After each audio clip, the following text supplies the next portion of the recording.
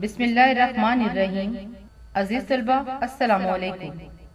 آج کا سبق شروع کرنے سے پہلے کچھ سوالات جن کے جوابات آپ نے سوچ کر بتانے ہیں۔ اسم کسے کہتے ہیں؟ خاص اور عام اسم کسے کہتے ہیں؟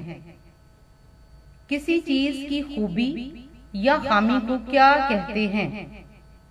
عزیز طلبہ، آج ہم اسم صفت اور اسم موصوف کرنے جا رہے ہیں۔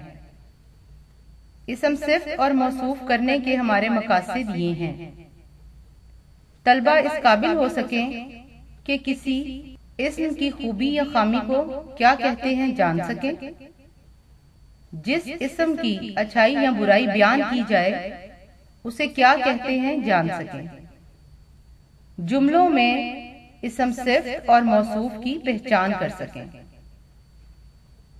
عزیز طلبہ، اسم صفت وہ اسم ہے جس میں ہم کسی بھی اسم کی اچھائی یا برائی بیان کرتے ہیں،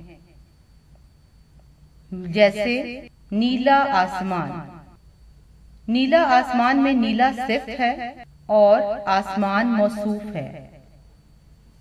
اسی طرح ایک اور مثال کرتے ہیں، صاف جوتے۔ صاف جوتے میں صاف صفت ہے اور جوتے موصوف ہے۔ بہادر لڑکا۔ بہادر لڑکا میں بہادر صفت ہے اور لڑکا موصوف ہے۔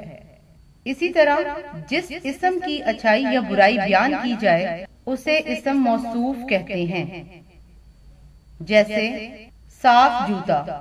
صاف جوتا میں جوتے موصوف ہیں کیونکہ جوتے کی تعریف کی جا رہی ہے، اس کی اچھائی بیان کی جا رہی ہے، اس لیے جوتا موصوف ہوگا۔ اسی طرح نیلا آسمان میں آسمان موصوف ہے کیونکہ ہم آسمان کی تعریف کر رہے ہیں کہ آسمان نیلا ہے، اور ہم نے اسم موصوف میں پڑھا کہ جس اسم کی اچھائی یا برائی بیان کی جاتی ہے اسے اسم موصوف کہتے ہیں، تو اس طرح آسمان موصوف ہوگا۔ بہادر لڑکا۔ بہادر لڑکا میں لڑکا موصوف ہوگا کیونکہ لڑکے کی تعریف بیان کی جا رہی ہے۔ عزیز طلبہ، ان مثالوں سے آپ کو اسم صفت اور موصوف کا فرق واضح ہو گیا ہوگا۔ اب آپ کاپی پہ کام کریں،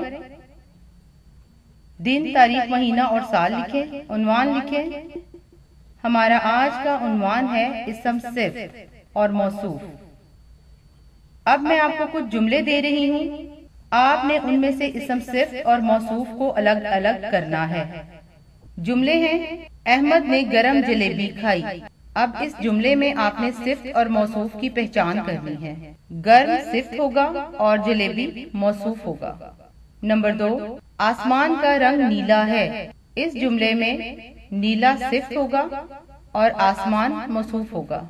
نمبر 3، علی کی سالگرہ کا کیک مزیدار تھا۔ مزیدار صفت، کیک موصوف۔ نمبر 4، پیاسے کوے نے پانی پیا۔ پیاسا صفت ہوگی اور کوا موصوف۔ نمبر 5، آج تیز دھوپ نکلی ہے۔ تیز صفت ہوگا اور دھوپ موصوف ہوگا۔ نمبر 6، پھل گلے سڑے تھے۔ گلے سڑے صفت، پھل موصوف۔ یہ تمام کام آپ نے اپنی کاپی پہ کرنا ہے۔ آپ کا گھر کا کام یہ ہے کہ آپ نے 2 جملے تلاش کرنے ہیں اور اس میں صفت اور موصوف کی واضح پہچان بتانی ہے۔ تمام کام خوبصورت لکھائی کے ساتھ کرنا ہے اور اپلوڈ کرنا ہے۔ اپنا خیال رکھیے گا۔ اللہ حافظ۔